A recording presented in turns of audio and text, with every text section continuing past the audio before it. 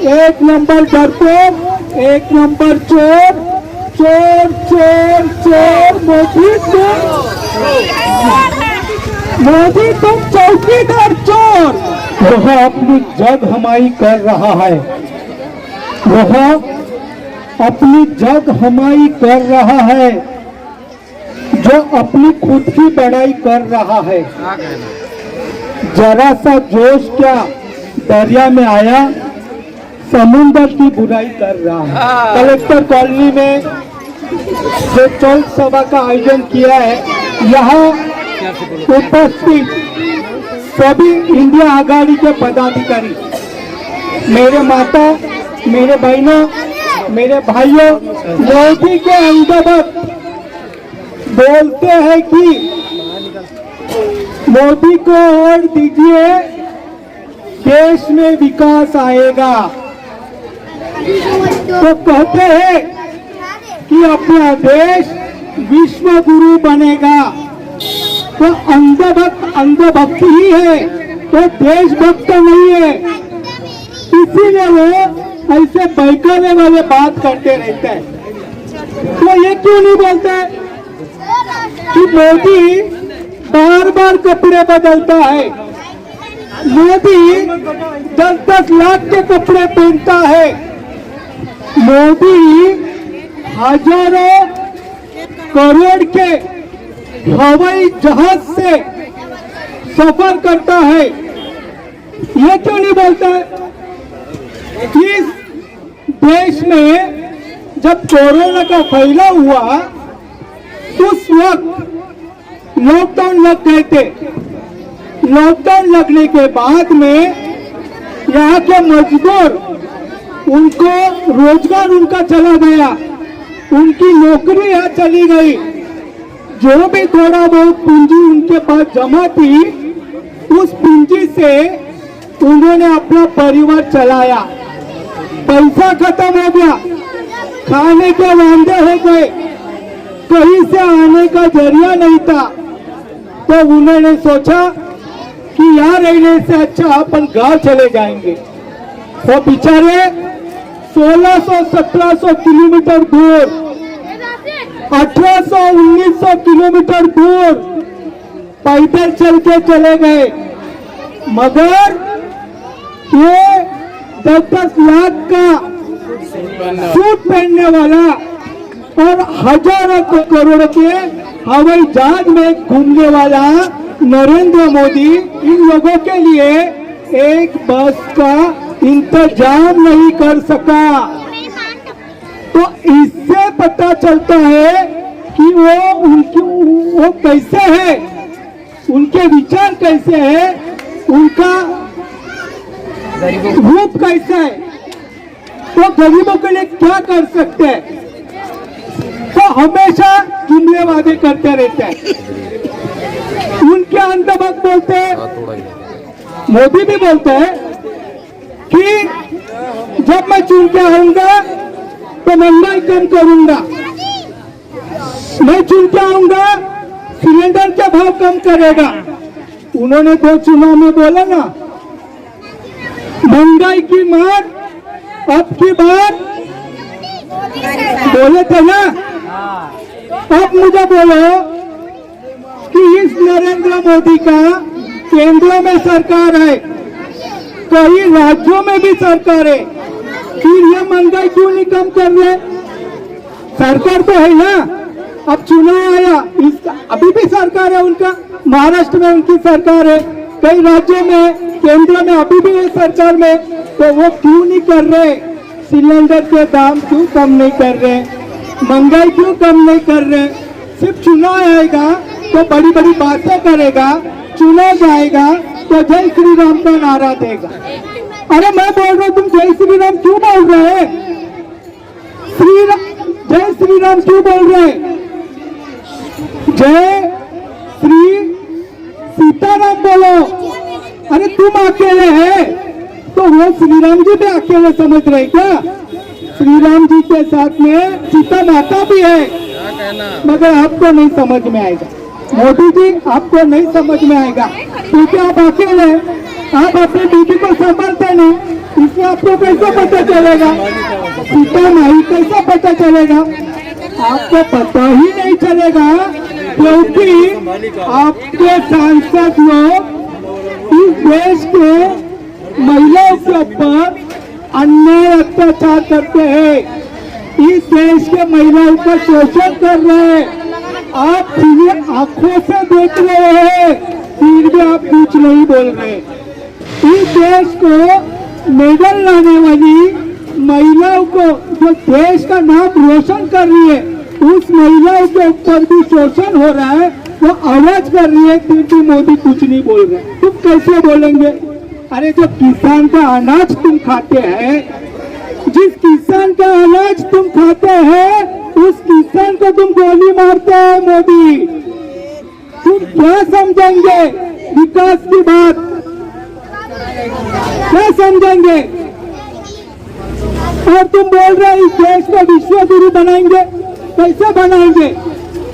इंसानियत तो तुम्हारे में होना चाहिए ना, मोहब्बत तो तुम्हारे में होना चाहिए ना, ये मोहब्बत भी तुम्हारे में नहीं है।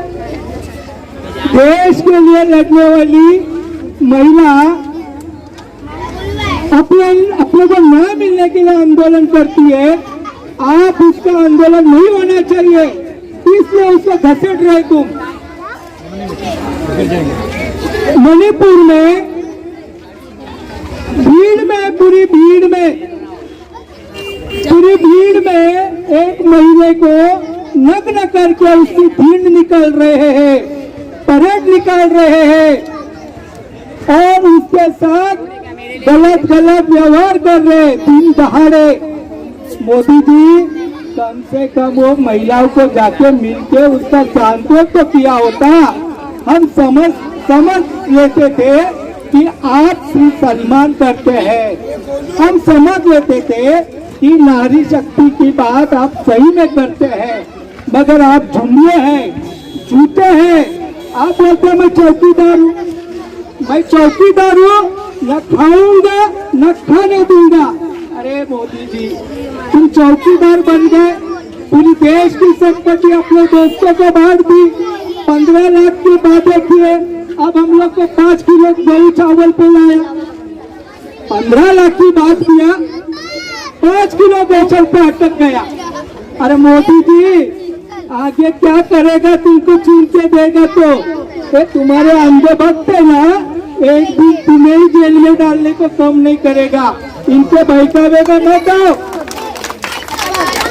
ये अंधे भक्त देशभक्त नहीं है, हम लोग सब देशभक्त हैं। इसलिए आपको समझा रहा हूँ कि आप उनके बहकावे में मत आओ और जय श्री राम मत करो। श्री राम करने के विरोध में हम नहीं है, मगर श्री राम करेंगे तुम बीमार गिर जाएंगे तो क्या मंदिर में बैठेंगे? दवाखाना जाना पड़ेगा ना, भूख लगेगा तो मंदिर में जय श्री राम करेंगे, खाना खाएंगे ना। अरे तुमको इतना श्री राम का प्यार है तो मैं बोल रहा तुम सांसद में क्यों जा रहे हो भाई? मंदिर में ही बैठे रहो, जप करो ना भाई। अरे बाबा इस संविधान ने सबको पूजा पाठ करने का अधिकार दिया है, अपने भगवान की पूजा अर्चा करने का अधिकार दिया नहीं ऐसा नहीं, मगर तुम कैसे तुम जय श्री राम बोलते और दूसरा अगर अल्लाह अकबर बोलेगा तो तुमको दुख हो जाता है। ये ऐसा कैसा? क्यों उनको अधिकार नहीं है? वो इंसान नहीं है, उनको वो अधिकार संविधान ने दिया है, तो वो स्वीकार क्यों नहीं कर रहे हैं? मोदी जी संविधान ने दिया हुआ अधिकार है, आप भी जय श्री राम बोलो, उन्हें भी अल्लाह अकबर बोलने दो। मगर तुमने क्या किया? जय श्री राम करके छोटे छोटे बच्चों में भी नफरत फैला दी। आज वही बच्चे बड़े होकर एक दूसरे के सामने दुश्मनी से देख रहे हैं। क्या होगा इससे क्या होगा? नफरत फैलेगी, नफरत फैलाने से क्या होगा? देश का विकास रुक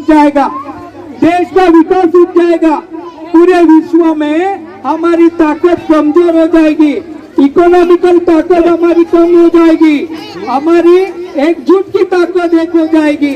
और फिर आप देख रहे हैं ना, 56 इंच के छाती वाले नहीं है मोदी, तुम एक नंबर डरपोक है, एक नंबर डरपोक, एक नंबर चोर, चोर चोर चोर। मोदी तुम चौकीदार चोर। और इसीलिए तुमने जो 400 पार का नारा दिया ना, हम तुम्हारे जुमले में नहीं आएंगे, क्योंकि तुम्हारा 400 पारा का नारा हम लोग समझ गए। तुम चाहते हैं, तुम झूठ झूठ बोलते। सच्चाई है कि मोदी को भी हिंदू के ऊपर कोई मोहब्बत नहीं है। अगर हिंदू के ऊपर मोहब्बत होता तो मैं भी तो हिंदू है, मैं हिंदू नहीं है क्या? तो मैडम भी हिंदू है, मगर उनका मोहब्बत हिंदू पर नहीं है। उनकी मोहब्बत जो है वो देश के संपत्ति पे है। उन्होंने इस देश में जो बड़े बड़े घपले किए, जैसे नीरव मोदी है और वो चौकसी है, विजय मल्ल्या है, ऐसे कई है गिने चुने। उन लोगों ने ये देश की संपत्ति लूट ली और मोदी ने उनका ऐसा रास्ता दिया, जब ऐसी भीड़ थी ना, ऐसा रास्ता दिया साइड से, पुलिस सब के बीच में से रास्ता दिया और वो सही सलाम विदेश में चले गए। मोदी जी, देश की संपत्ति आप अदानी अंबानी को बेच रहे। 70 साल में जो कांग्रेस ने किया उसको तुमने बेच दिया। खुद एक कंपनी खड़ा नहीं कर सके, खुद उन्होंने एक कंपनी खड़ा नहीं किया। आयुष्मान भारत कार्ड आपको बता रहा हूँ मैं, देखिए उन्होंने आवास योजना लाया था, आप सुना था इंदिरा आवास योजना, ठीक है नहीं? तो उसने क्या किया? इंदिरा आवास योजना था, वो नाम बदल दिया, प्रधानमंत्री आवास योजना किया। योजना वही है लेकिन नाम अलग है, क्योंकि वो देखा नहीं जाता उसे। उसके बाद में आयुष्मान भारत योजना लाया। अबे आप बोलो, पहले राजीव गांधी थे क्या नहीं सुविधा, उन्होंने क्या किया? उसका नाम चेंज, उनको एलर्जी है, वो नहीं चाहते, वो कांग्रेस भी नहीं चाहते, वो बीजेपी भी नहीं चाहते। सच्चाई है, बीजेपी को भी उनकी नफरत हो रही है अभी, वो बीजेपी भी नहीं चाहते। अगर बीजेपी चाहते ना तो उनके पार्टी पे भारतीय जनता पार्टी ऐसा लिखा होता, लेकिन वो क्या करते? मोदी सरकार, मोदी सरकार। आप किधर भी जाओ, ये टॉयलेट है ना हमारे शकील भाई चलाते, उधर भी टॉयलेट पे लिखा रहेगा मोदी सरकार। ऐसी कोई जगह नहीं छोड़ते हो, मोदी सरकार, मोदी सरकार। हम आपसे अपील करते हैं कि संजय दीना पाटिल भाऊ, ये इसके पहले भी इसी क्षेत्र से सांसद थे। उन्होंने सांसद में जाकर तुम्हारे लिए, मुस्लिम समुदाय के लिए आवाज उठाई है।